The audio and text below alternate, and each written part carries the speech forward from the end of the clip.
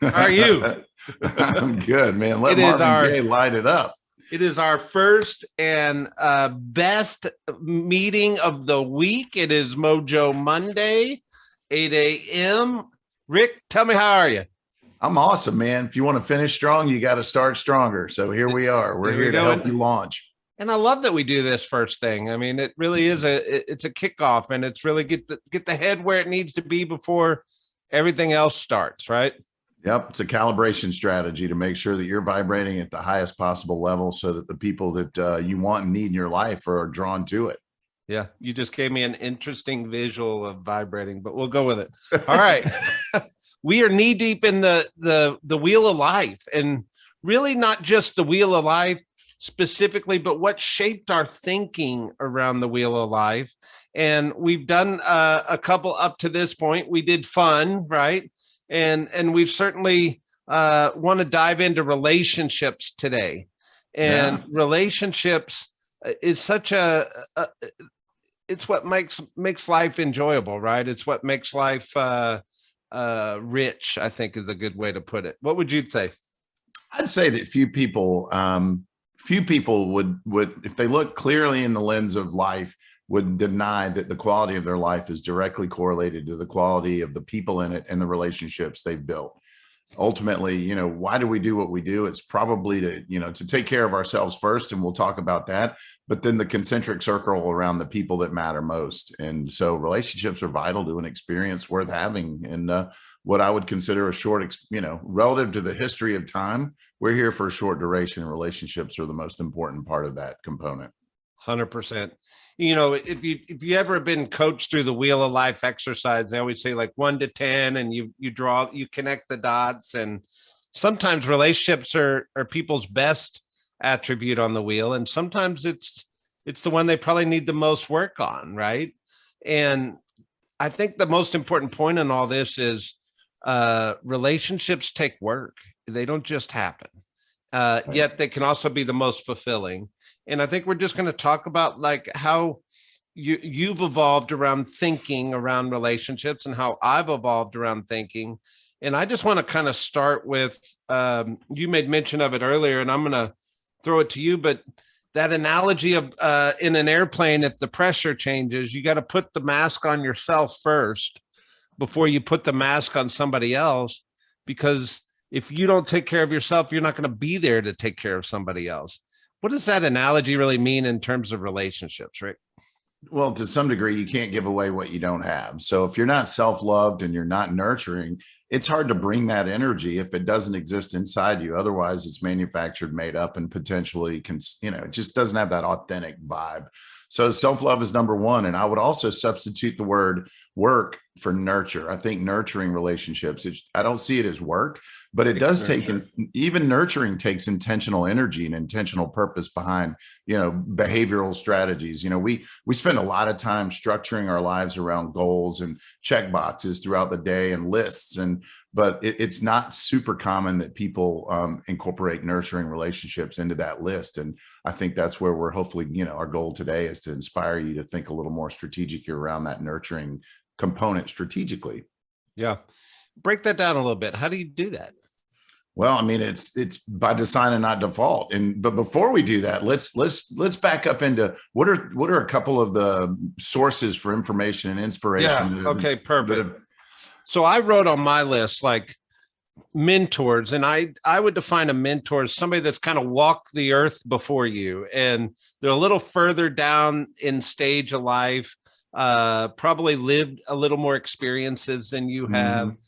And they can offer that different perspective, because a lot of times we get tunnel vision in where our life is today, and we need that broader perspective sometimes, right? So mentors are big. Do you have mentors in your life? Obviously. Yeah, there are certain people that I think exemplify what it is to really love at a deeper level. And it doesn't, let's get real. We're all wired differently. Everybody has their own natural style, their own, introverted, extroverted. Some people are more social about their expression of love. Some people are quiet and just a different approach. And being, honoring yourself for who you really are, not trying to be something you're not, is probably a fair starting place. But I also think inside of that, self perspective is a bandwidth of potential. And I think the greatest gift for self-love is to express yourself at the highest, arc of potential relative to each area, which in this case is relationships. And so role models are great because I know there are certain people that I just admire for how they express love. And to some degree, even though you may be, maybe you lean a little differently, there's still opportunity for you to take examples and express those, and develop habits, if you will, or adopt a way of communicating that's closer to that level of expression, if it's a higher level.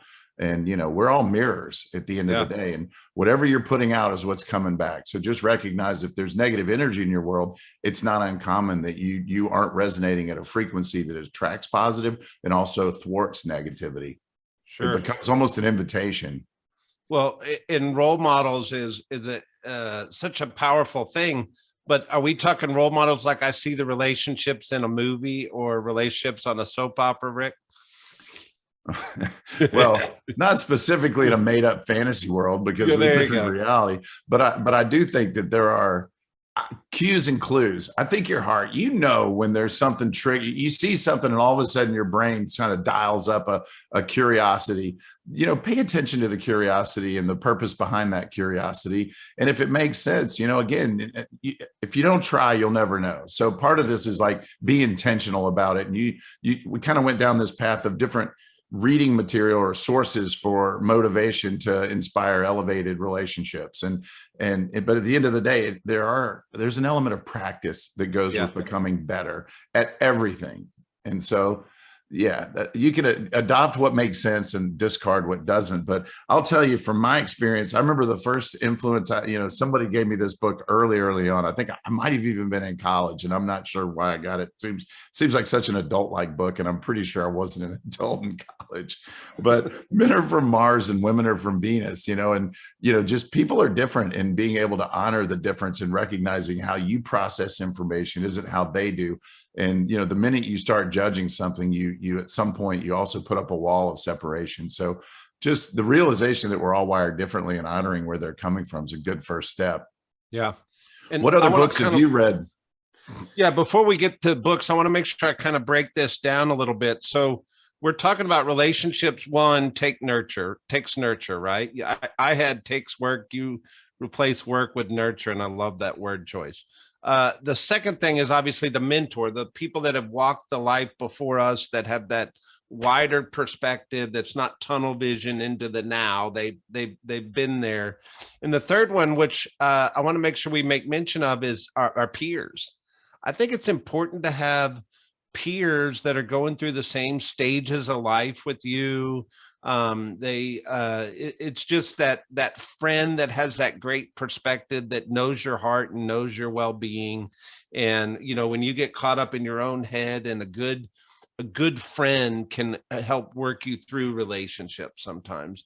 And I think that's important. And then obviously the fourth one, Rick, where we're going now, is books. Mm-hmm. And, what's the comment? The two things that shape your life the most are the people you meet and the books you read. Yeah. And so the people are your peers and your mentors, and obviously the people you're in relationship with, and then the books that just kind of challenge our thinking. And I've not read Men Are From Mars and Women Are From Venus, and maybe I should, but there's certainly other books like the 5 Love Languages. I mean, understanding that not everybody receives love or gives love the same way. We did a series on the love languages of business, but it's certainly originally written for relationships, right? Sure is. And then the other book I read that we've actually done a series on as well, is that the 4 Agreements. Why don't you take me through that? How does the 4 Agreements relate to relationships? Well, I love the book, The 4 Agreements. It's by Miguel Ruiz, Ruiz. And the 4 agreements are: 1, be impeccable with your words. So what you say matters, and being cautious, and not necessarily as much cautious as premeditated, and making sure that what you think and feel is expressed in the words you choose and use. The second is don't take things personally, which is all about recognizing people behave the way they behave because of potentially their worldview, their lens, their perspective. And the minute you take things personally, you shut down and you kind of evolve into a defensive posture, which eliminates open-minded thinking. The next one is don't make assumptions, is where you assume people are acting in a certain way out of either malicious or selfish motive, or maybe it's just unloving in your way. And so staying clear that sometimes, it's better to ask questions than to make assumptions and then judge. And the last one's just do your best and recognize that we're all humans having a human experience. And I think when you absorb those four, the power behind those four perspectives really enables you to almost arm yourself with Teflon while still allowing good energy to flow in and process, healthy ways. There you go. I just think that book is so simple. It's so powerful because it's so simple, right? And being impeccable with your word just reminds me of there's a concept around the word trust, and it says, or have you ever watched a movie where the audio doesn't line up with the video and it's just annoying? Yeah, well, that's kind of the analogy of trust, right? Does the language match behavior, or does the audio match the video? Which trust is such a key component to relationships. But being impeccable with your word means whatever you're saying, it's got to match the video or match the behavior that you're doing, because otherwise it wouldn't be impeccable, right?